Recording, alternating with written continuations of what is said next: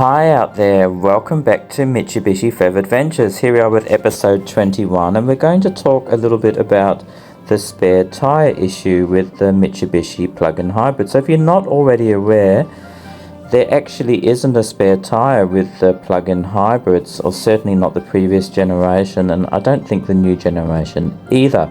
So I mentioned in some of my previous videos that I did buy a spare tyre for my car. So it's not as nice as the lovely ones which came with the GSR model I've got, but it doesn't matter. It cost me $150 from a wrecker, and on a long trip it's important to have one. And because it's not ideal to have no spare tyre in Australia with the long distances. A repair kit just doesn't cut it. So I have to sort of put it in the back here. Around town it's not really an issue, but obviously on a long trip you really want to have that spare tyre.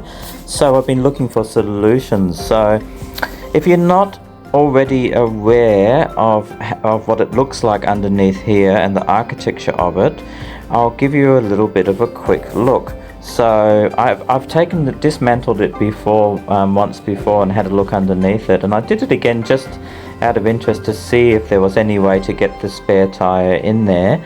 And it's not really that hard to take off. There's just a few screws and it's a bit of like a plastic protector. So it's a compartment where the jack is stored. There's a jack there. I don't know why they give you a jack. And also an air compressor kit and some goo, and that all goes in there. Anyway, you can take it off and you can see what it looks like underneath.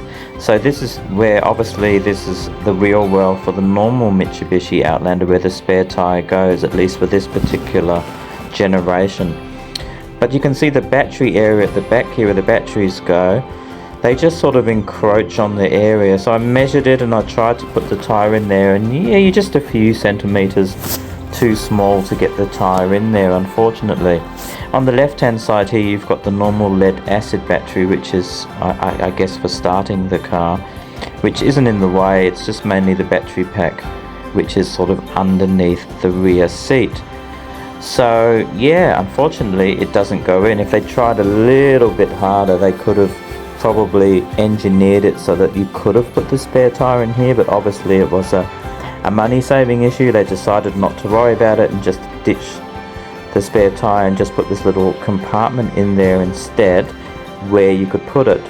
So where does that leave you then if you need a spare tyre? Well, you can do just what I do and just have the spare tyre sitting in the back there, but obviously that's not ideal. It encroaches on your luggage space and it's not really the best option. You could decide to forgo one, but that's not always ideal too. So I've been looking online, and the next best option is, as you can see here, there's a company which manufactures something which you put into your tow bar, and then you've got the tyre there mounted on the rear. Now there's different ones. This one here, it swings out like that and it enables full access to your boot. Now obviously you'll need a tow bar for this to work. You can't do it if you don't have a tow bar, because that's how it's mounted. Now if you didn't want to have the one which swings to the side, there was a slightly cheaper option where it just tilts back and then allows room. But obviously if you need space, that might not be ideal for you. And you can see here, this is the one which swings to the side. So the company is called Mirack. They're in Perth. There are other companies around Australia, but obviously I live in Western Australia, so I'm going with a Perth company. So yeah, I'll put a link to the website and you can have a look online. So if you are in the market for a solution to have a spare tyre, especially if you're in Western Australia, but I do believe there is other companies in Australia as well. Okay, that's it for today. Thank you very much for watching. If you've got some spare tyre issues, I hope this did help you, especially if you lived in Western Australia.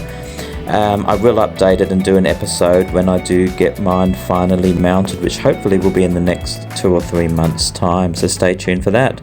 See you later, take care, bye.